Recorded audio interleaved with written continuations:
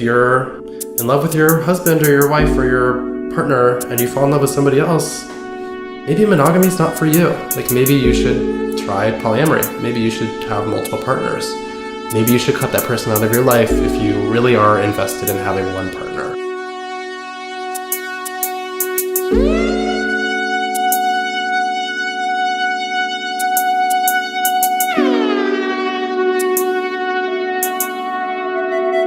Welcome to LOVELINK, your guide to love and sex in all forms. We're your hosts, Simone Humphrey and Sina Simon. Today, we're going to be speaking to Columbia researcher, teacher, and therapist, Aaron Breslow. Welcome, Aaron. Thank you. He's an expert on queer relationships and sexuality and has conducted research on HIV, internet dating, social justice, kink, and consensual non-monogamy. Today, we'll be picking his brain about open relationships in the queer and straight community. So Aaron, how did you become interested in this topic of open relationships? Oh gosh. Well, I think for me, it's always sort of been a part of my life, actually. So I grew up in the Bay Area, kind of like in a communal sort of house and family space where there were sort of like more than one or two or three parents. So it's always something that I've been like a little bit exposed to from the beginning. You know, we had folks coming in and out of our house. We would kind of like take people in. So it's always been something that just kind of was part of my life. It wasn't like super exceptional in any way. So I've always been comfortable with it. And it wasn't until, I guess like in college when I was in some relationships that I just wasn't feeling very satisfied, and sort of started exploring like my queerness. I think like a lot of the poly stuff and the non-monogamy stuff kind of came alongside it. So when I sort of like developed some language and interest and desire for it, it kind of became more part of my personal life as an adult. But it's also just like super fun to talk about, right? Like I love talking about sex and pleasure and relationships. And I think it's very limiting to just talk about sex and pleasure in the context of monogamy. So it's just kind of a fun thing to explore. So the concept of open relationships, I mean, that can mean anything from being able to make out with other people to having relationships with other people and then having a primary relationship. But what is how would you define an open relationship? What is that? That's a tough question because I think it's different for everybody. For me, like, I guess it would sort of be a relationship or like a sexual or romantic structure you have that doesn't just involve one person. Or two people, but that like is deeply rooted in consent. So that feels really, really important to me. I do a lot of trainings about sort of poly and open relationships, especially at Columbia these days. And a lot of people come and they say, I've been in a polyamorous relationship. My partner cheated on me, right? Or like I had sex when I went to Cancun and my girlfriend was at home. So that's not polyamory. So a lot of what sort of open relationships are about in my sort of worldview and sort of my cultural frame are about like safe, sane, and consensual like play or pleasure or love outside of a dyad, outside of like a two-person relationship. I think it's different for everybody, right? Like there's books, there's journals, there's tons of different ways that people express it. So some people like live in a group home and have like 13 partners and 40 cats and like read a lot of Freud or Marx or whatever in like communist literature. And some folks just like have what you would sort of traditionally imagine to be like a heterosexual life, but they sort of fuck other people or they play with other people. For me personally, like I've sort of engaged in, I'd say less in polyamory. So less in having like multiple romantic partners and more in sort of like what I would call like monogamish relationships. So there's a lot of, gay and queer men, I'd say in particular, but a lot of other folks who sort of have like a primary partner. So for example, I've had like a boyfriend and we would sort of like sleep around or kiss other people, not even necessarily go on dates with other people sometimes, but it was really just like about having a primary partner, but our sort of sexual life was not monogamous, if that makes sense. And it sounds like at the core, it's really about that mutual agreement and consent. Like a lot of open relationships is about the communication rather than the actual structure itself. Is that right? Yeah, I think so. Like, I think it's interesting. I have to like come out as someone in a monogamous relationship now, right? Because I'm married and my partner and I are like 99% put monogamous. We'll talk about that later. But I think what I actually brought to sort of being in a monogamous relationship after being in an open relationship was this sort of ethic of communication and openness. And I think that's something that a lot of sort of folks who are in open relationships harness and develop in pretty radical ways, which I think folks who are not in open relationships can learn a lot from. Yeah, I mean, I was raised in a very kind of heteronormative, traditionally monogamous culture, and yet I would hear all the time about cheating and people going outside of the marriages. So I'm wondering, like, why is it so difficult for so many couples to be monogamous? Like, maybe they don't consider themselves an open relationship, but fidelity seems like such a difficult task. Why do you think that is? I'm trying to think of like a nice way to put it, but like it's pretty boring to like fuck the same holes for the rest of your life. Was that polite enough? It's true. Or be fucked by the same stuff. I just think that I think we live in like actually a hyper conservative sexual culture, especially in this country. And people talk a lot about compulsory monogamy, sort of this idea that like if you're with somebody, that's it for you. I personally find that like extremely dreadful. Like the idea that there's sort of one person who's like asshole and penis is like it. Like that's it. Those are the only ones I can touch for the rest of my life. And I think, a lot of the work that I do sort of in counseling and in psychotherapy is about sort of like acknowledging these other desires that people have, right? Which I think get sort of stamped out or sublimated or shamed or like lit on fire and put away. But everybody has those desires. Like everybody most people, I guess, like want to sort of like look at somebody else, touch somebody else, be excited with somebody else. Like there's so much sexual energy and drive that just like exists between everybody. And like so much erotic charge that we deny. So I actually think the reason that, I forget your question, but I think the reason that like monogamy is so tough is because we think of it as the only option. I think if folks are in relationships and they are open to the idea that there might be something else, they might actually end up loving monogamy. That's kind of what happened with me in some ways. It's not perfect for me, but sort of being with somebody who is open to like talking about down the line, what if we do this? In different circumstances, what if we do this? That's actually made me a lot more comfortable with monogamy, ironically, because I can talk about my sort of non-monogamous desires. We can play, we can like act them out, we can sort of like do some fun stuff with them. But I think the compulsory aspect of monogamy is what makes it not work. And to me, what makes it like really dreadful and gross. Right, yeah. Really constraining. Yeah, I think that's a big part of it. So traditionally, the assumption has been that non-monogamy has existed within the gay community primarily. But it seems like more and more, and I don't know that that's necessarily been true because heterosexual couples have cheated on each other. Right. And so, and they've done swinging. And they've been swinging and yeah. There's a different dialogue about it. Right. So how do you make sense of there being more focus on open relationships in the media now? Like it seems to be more and more prevalent among heterosexual couples. That's a good question. I'm not a straight person, so I don't know. I think we're reading different. Maybe that's for our. I think we're reading different newspapers. No, I'm just kidding. We talked. The three of us kind of talked about this, right? That there was like a cover story of the New York Times about open relationships, and there definitely is like a lot more publicity about it. I don't know. I think similar to compulsory monogamy, I think compulsory heterosexuality is just terrible. I don't think being straight is bad. I don't think women and men having sex is a bad thing. But I think if that's sort of the only option, then it's kind of dreadful and boring and oppressive. So the compulsory nature of it is what makes it shitty. So when I think like sort of people who used to be kind of abject, who used to be kind of like outsiders, queer folks, sex workers certainly still are oppressed and marginalized in a lot of ways. But when like people who look like me and sort of conduct their lives in the ways that I do are not necessarily criminalized and oppressed in overt ways, I think that straight people sort of want to be a part of it. I think people who have always sort of had sexual and gender privilege in some ways, like, oh, there's sort of like something tantalizing about it. Which I don't blame straight folks for. Like, come along, like, enjoy it. It's fun. But I think that there has been some opening up recently of people who wouldn't necessarily align themselves with something that's a little more rebellious or gender rebellious.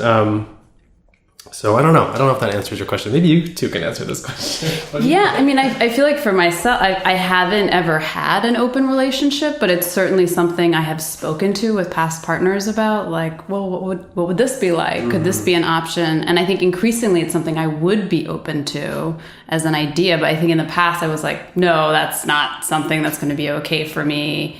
And now it's kind of like, well, if you're going to sustain a long-term relationship, having that just as an option seems like a relief, actually. And I also think about, each generation being a consequence of the previous one. And I think our generation saw that actually a lot of our parents got divorces or got married numerous times, or we have step parents, and we see that actually like setting ourselves up to a standard with one person for the rest of your life doesn't work. And so we're thinking about the kind of choices that we have available.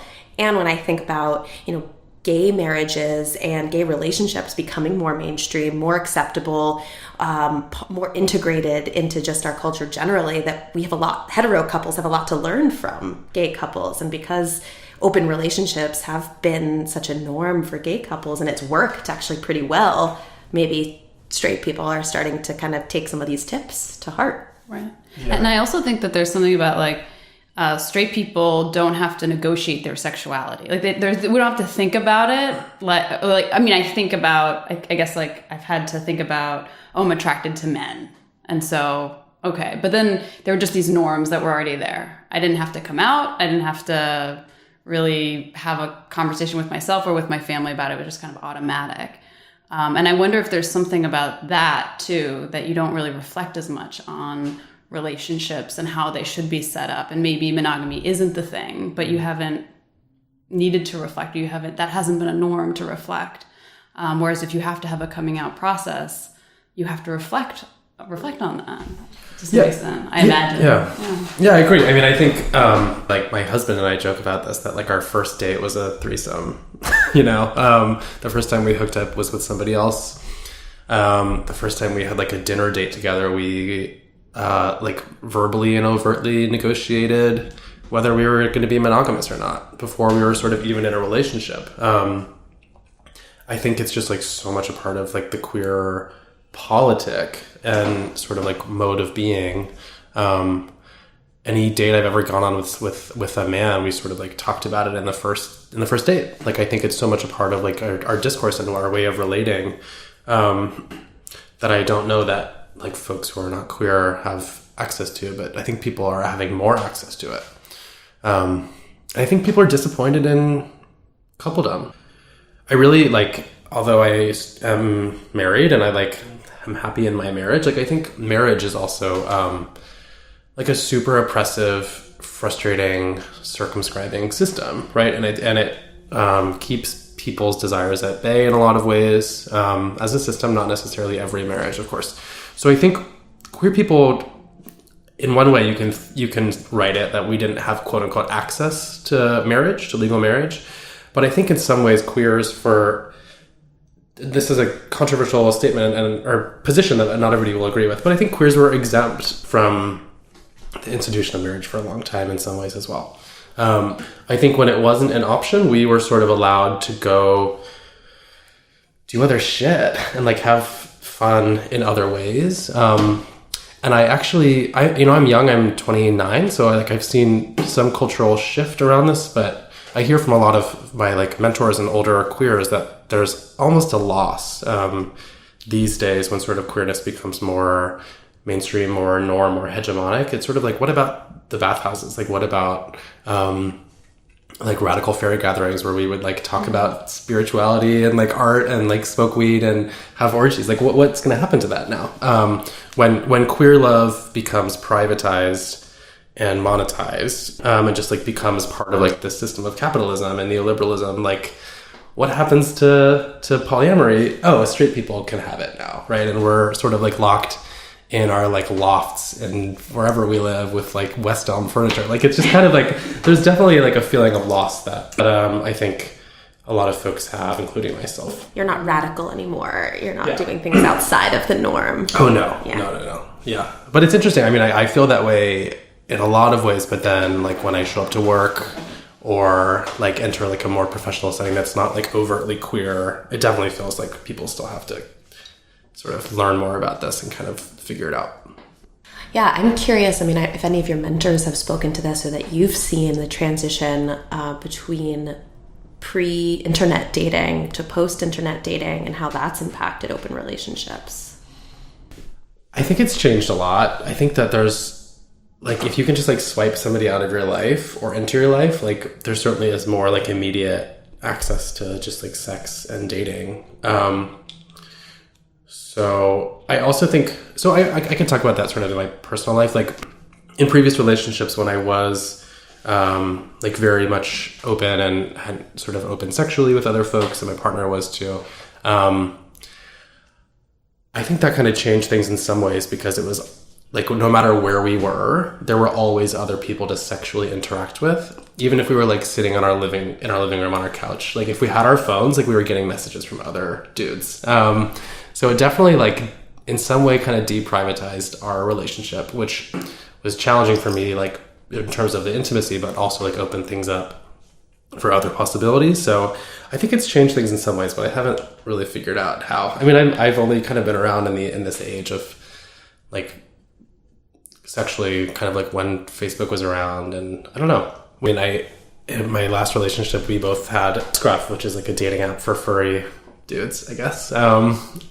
And you can link your profile to your partner. So people would sort of message me and they could press like a button to go to my partner's page, which like inherently it's an inherently open thing for us to be on these apps, but we were on it in a way that we were still connected sort of as partners, which was kind of an interesting like in between space of being open and being closed. Like it was very much, this is my person. This is whom I live with. Like he's got to clear this shit. Like like you have to be cleared by my partner. He has like veto power, right? If I go to your place, he'll know where I'm going. Like I'll sort of take a screenshot of your photo, right? Your profile and send it to him. So there was an interesting sort of element to that was like both closed and open at the same time, which I think social media does like lend toward in a nice way. Also, something I'm thinking about is like safety is an issue, and also negotiating sexuality. So as a single person, that's one thing, but I'm curious in an open relationship, how do you do that? How do you assess another person who you're inviting in, and particularly if it's somebody online? Yeah, that's really tricky and super important. And I think that you just have to talk about it, and you have to define what your limitations are in your like relationship and outside of your relationship. So a lot of people will do, like, it sounds like hella nerdy, but it really works. Like a lot of people will do relationship contracts, where you have like a yes column and a no column, and it'll be like coworkers, yes or no, family members, probably maybe in the no column, but maybe not. And like somebody that I used to date, yes or no. And so you'll sort of have like these imposed limits about whom you can date or have sex with or be in a relationship with. And a lot of people also do the same thing for like safer sex methods. So a lot of folks like won't have anal sex with people outside of their relationship because the risk for HIV is higher. I have friends who are a straight couple and they just won't have vaginal sex. Like the husband won't have vaginal sex with anybody else because like this couple doesn't want him to like have a child with a woman who's not in their relationship, right? If the condom breaks or something. So I think what we've talked about before, like the super nice thing about polyamory and or open relationships is like the consent and it's safe, sane, and consensual, which is kind of taken from kink communities. So you need to sort of be safe to whatever extent your relationship determines that is, and kind of stick with it. And I think apps actually have helped with this potentially. I know a lot of gay men will sort of put their HIV status on their apps. They'll put if they're on PrEP, which is like the pre-exposure prophylaxis that stops you from contracting HIV. If you have high-risk sex, they'll put their viral load. So you'll sort of know if somebody's at higher risk of passing it on to you, HIV. I know a lot of straight women will sort of put what their birth control methods are on their profile. It's kind of like radical transparency. I wish straight men would do that too. That would be nice. Screenshots. Straight men have a lot of work to do. STD tests. They have a lot of work to do in that department. And this is where I think the open relationship culture is really helpful for any relationship, regardless of whether you're monogamous or non-monogamous, which is like really communicating to your partners what you want. And I think this can go for any type of relationship, but I think is really valued and really put into practice all the time. That it sounds like to have a successful open relationship, that you really need to constantly reevaluate, you need to discuss, you need to talk about your fantasies. And this is just something that's not happening in a lot of at least hetero-monogamous relationships, that a lot of this is being unspoken. And so problems or issues are oftentimes avoided, and you really miss a lot out. I mean, you miss a lot in the relationship when you don't talk about it. And there's this like layer of shame surrounding talking about, fantasies or even wanting an open relationship. Yeah, and I think that's like why people cheat. Right? Like I think when people don't talk about their desires and like what gets them hard, so to speak, like they're gonna act on it in ways, or it's gonna come out in ways that you don't want it to. It's gonna come out as like an argument or not doing the dishes. Like it's ridiculous that we sublimate our like fun, like exciting desires as much as we do. I think it really, really hurts people, and it hurts our partners, and our families too. Yeah. And when you accept that relationships aren't going to be perfect, that when there's like an inherent assumption that there's an inadequacy to any dyad, that actually that frees you up a lot. Because I think what happens is like we put these unrealistic standards on our one partner, and we want to set it up to have it be constantly successful. And when there is inadequacy, if there are problems, we want to avoid it because we don't want to kind of admit to ourselves and to our partner that there's something that we're dissatisfied about, because the hope is that everything's perfect, everything's romantic, everything's wonderful. And the reality is it's not. But it never is. Exactly. Like monogamy, so open, whatever. Like nobody's ever completely satisfied. So at least when you take away the shame, then it kind of frees it up a little more. Yeah, and I think that I just think it's so hot to explore like fantasies with somebody. I think it's so fun. So can you talk a little more about that? Because you've used that, exploring fantasies. Yeah, so I don't think that somebody who's married needs to go like get fucked by a row of men to like explore the desire of being in an open relationship. I think that person can like explore that while they're playing with their partner.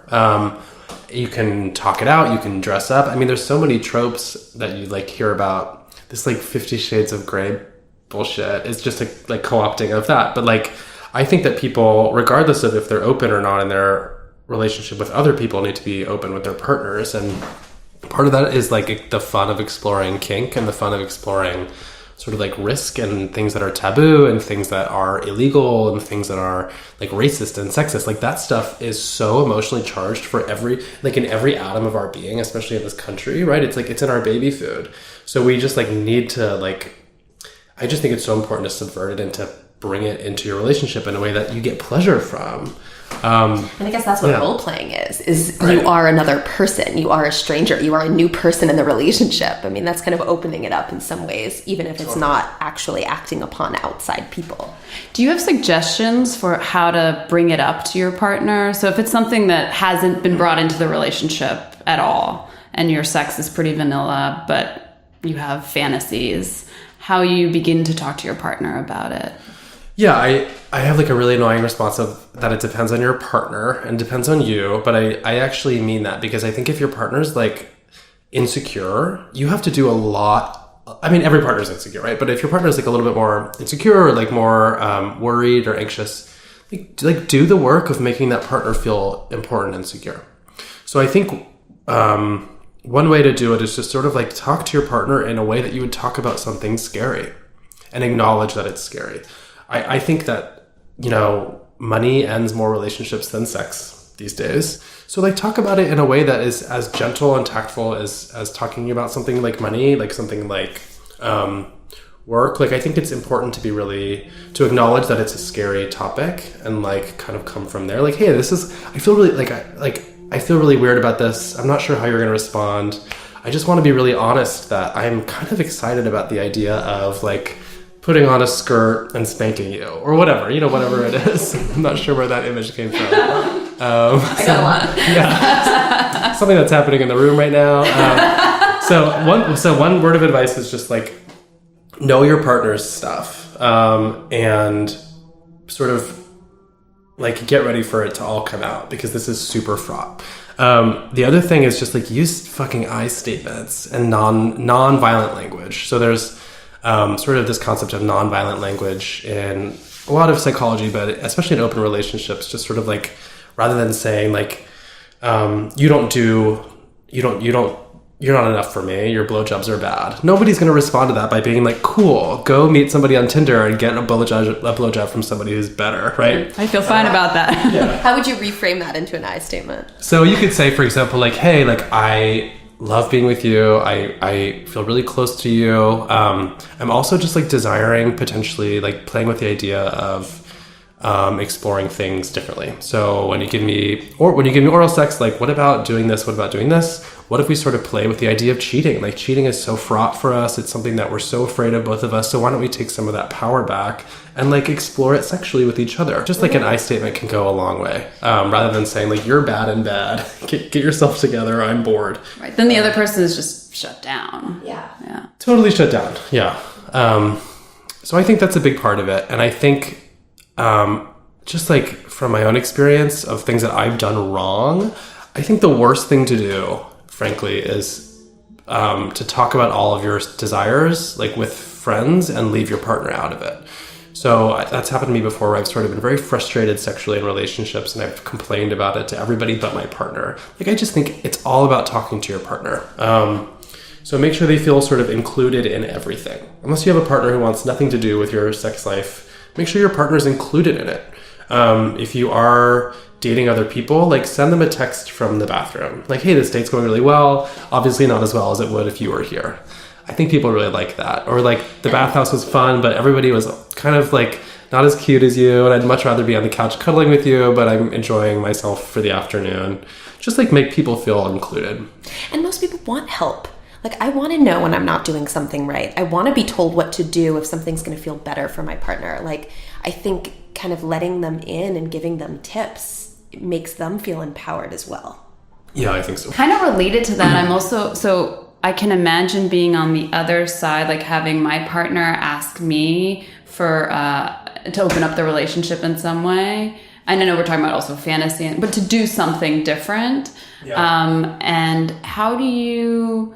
I can imagine having anxiety and feeling like my self-esteem maybe getting hurt, or insecurities coming up. Like, for being on the other side, if your partner is bringing a fantasy that you maybe feel insecure about, or asking to open up the relationship, how do you kind of manage your own insecurities that may come up? Or... Yeah, I think the answer to that is that you don't manage your insecurities. I think that's the worst thing you can do. I think you need to dive the fuck deep into your insecurities.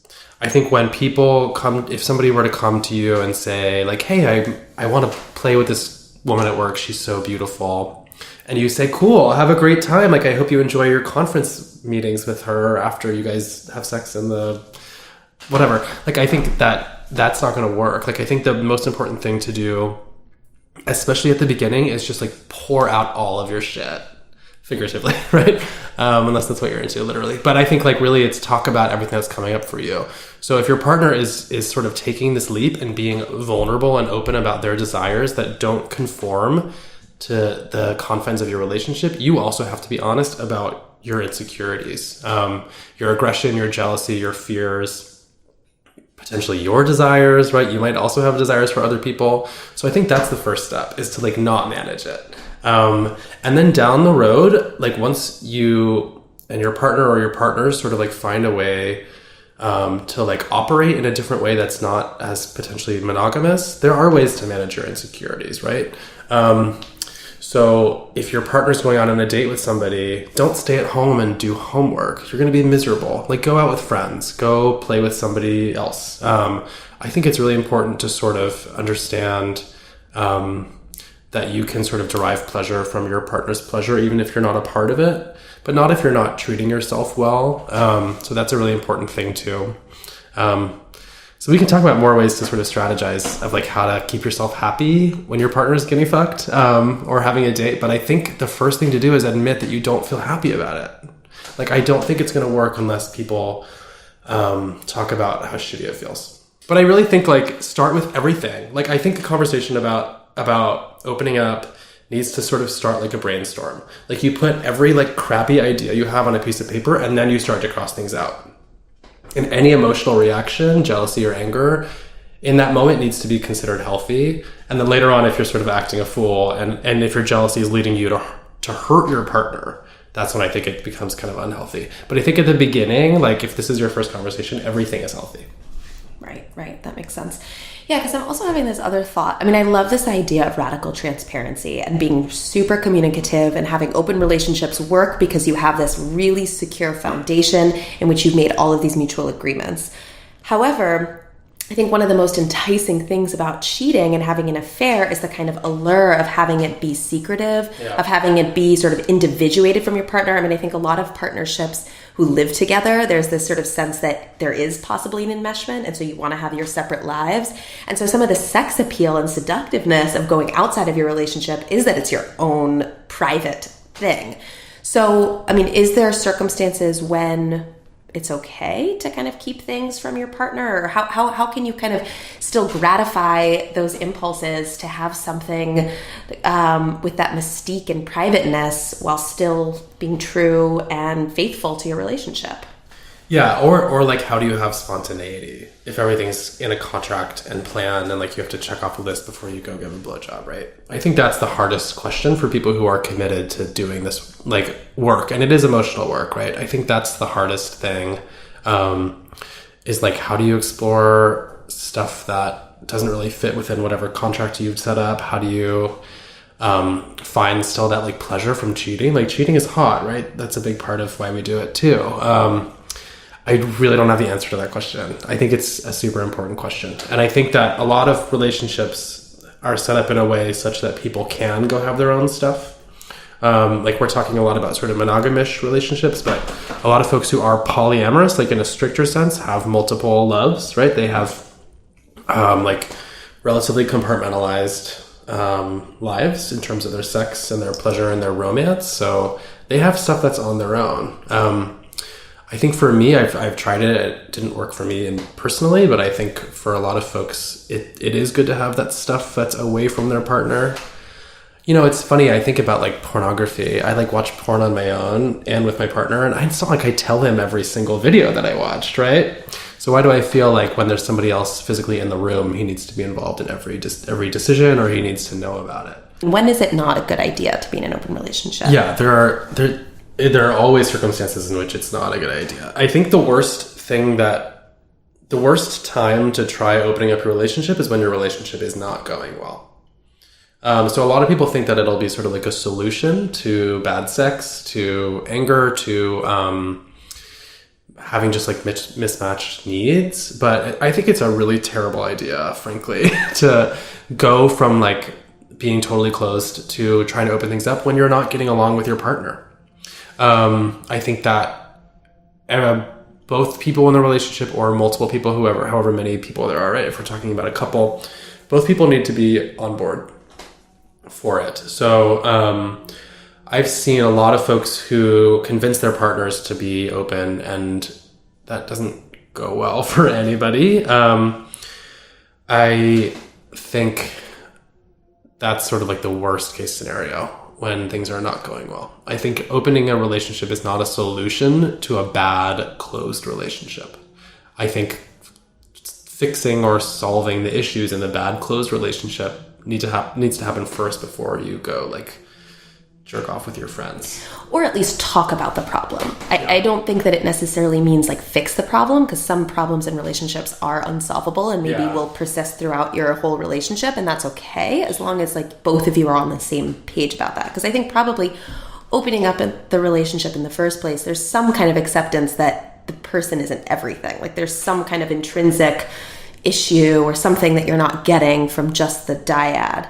And yet, right, it's not a good idea to kind of go to outside of your relationship to think that you're going to either avoid or fix the problem inside. Yeah, that's a really good point, a good clarification. Like, it's not about fixing things. It's just about being on the same page. And talking about it. Talking about it. Yeah, and Tristan Taormino, this great writer who writes a lot about kink and poly and like queer and straight sex, she writes about the idea that there's never going to be equality in a relationship, but there has to be balance. And I think that's a really nice thing. I think that's what she said. I hope not misquoting her.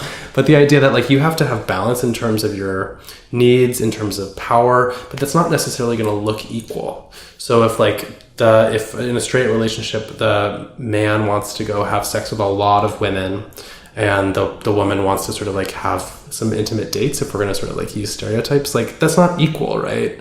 In terms of numbers, but there's a balance in terms of power and intimacy. So I think when that balance isn't there in a relationship, which is really, really hard to achieve, it's not necessarily a bad idea to open things up, but I think that balance or lack of balance at least needs to be discussed.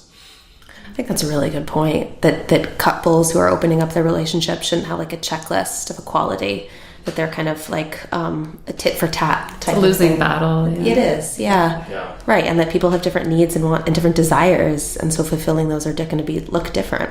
Yeah. Oh, I'm thinking about the risks or the challenges. I guess the challenges, that would be the way to frame it, of open relationships is if you're in a partnership and you decide to have an open relationship and one person falls in love with or develops very, very strong feelings for a person that they're also seeing outside of or however you're framing it, but let's say outside of the primary relationship. You know, what would you say about that? How to deal with that challenge? The feelings, the emotional charge that can exist. I would say that's heartbreaking, and that's everyone's biggest fear. And a lot of people's realities in monogamous and open relationships. So that's like my biggest fear, right? Of like I'm not like the love object of my husband. Like he falls in love with somebody else. I also have a defensive response to that question, because I'm like, he could go across the street to the cafe at North 9th and Wythe and like fall in love with the barista. But even though our rules are not such that he can explore things, but I think it's a good question, because once you start like touching other people, spending time with other people, watching movies with other people in a much more intimate way, of course those feelings are sort of like allowed to come out of hibernation. I think those love feelings, frankly, just like exist, even if we claim that they don't for other people. But once you engage in something more open, you are allowed to talk about them. And I think that sometimes allows them to grow. But I do think like if you're in love with your husband or your wife or your partner and you fall in love with somebody else, maybe monogamy is not for you. Like maybe you should try polyamory. Maybe you should have multiple partners. Maybe you should cut that person out of your life if you really are invested in having one partner. There's something so, to me, actually, ironically threatening about compulsory monogamy. Like I think this idea that I'll never fall in love with somebody else, I'll never have feelings for somebody else, neither should you. If either of us even has those like desires, it's over. I think that's fucking like, that's lunacy. That doesn't make any sense to me. So if you were to give one piece of advice to all of our curious open relationship listeners, what do you think it would be? About relationships. About relationships. First about open relationships. First about open relationships, yeah. I just think talk your shit out. Own your shit or your shit will own you. I really think that's the best piece of advice. Okay, and what about relationships in general? Own your shit or your shit will own you. Same thing goes. Same Z's. Just talk it out. Like explore your pleasure. And I really think like desire and fantasy is a different thing than taking action, right? You can talk and play and flirt and do all this stuff in a way that feels like you explore your desire, but isn't necessarily opening things up. And I think some people are afraid to do that and afraid that it means something's going to change, but like, just give it a try. Be honest. And lastly, what is next for you professionally? I don't know what's next for me. So I'm graduating in a year with my PhD in counseling psychology from Teachers College. So I just have to like finish my dissertation and a year of clinical work, and I'll be applying for like faculty positions and clinical positions that focus on HIV and queer stuff, and empowering people to just like take ownership of their lives and their bodies. So we'll see. Hopefully I'll get paid to do that. Finally. Yeah. We hope you do too. Yeah. You too.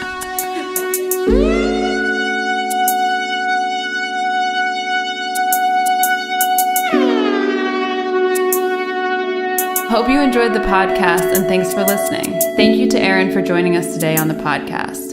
We also want to thank Point and Passing for their original music for our podcast and website design. And be sure to subscribe to LOVELINK on iTunes and leave us a review. You can visit the LOVELINK website at www.lovelink.co to read curated articles on love and sex, submit a question into our advice column, and find our other projects on romance. Follow us on Facebook and Instagram, and subscribe to our newsletters. Tune in for our next podcast with Shelby Welts on Orthodox lesbians. Mm-hmm.